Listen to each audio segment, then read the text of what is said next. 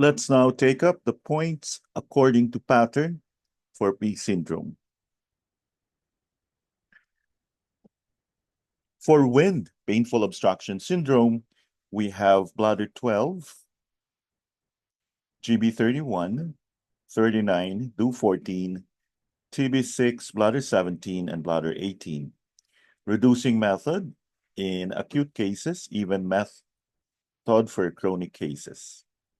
All the points expel the wind apart from the last two, which nourish blood and are chosen according to the principle of nourishing blood in order to extinguish wind.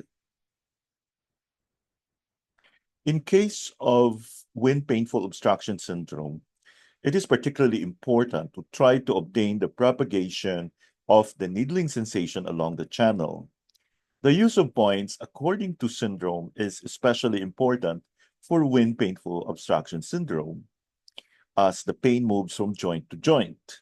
The Great Compendium of Acupuncture by Yang Chi Shu suggests the use of lung 5 and GB 38 for wind painful obstruction syndrome.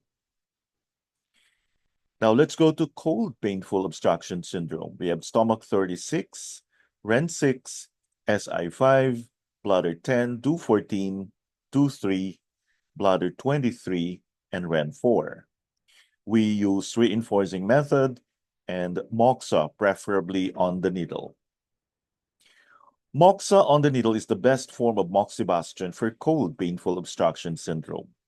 It combines the benefit of needling with that of the heat penetrating the muscle and joint via the needle. The Great Compendium of Acupuncture suggests the following points for cold painful obstruction syndrome: LI 11, lung 7, GB 30, 31, bladder 40, spleen 5, liver 4, and GB 41.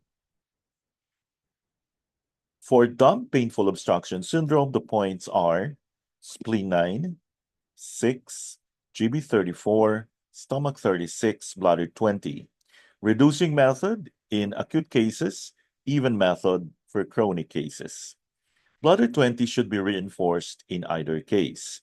Moxa is also applicable. If the joints are swollen, as they usually are in damp painful obstruction syndrome, one can lightly tap the affected joint with a plum blossom needle until very tiny droplets of blood appear, and then direct the smoke of burning moxa onto it. The Great Compendium of Acupuncture suggests using bladder 17 for damp painful obstruction syndrome. Thank you for your attention.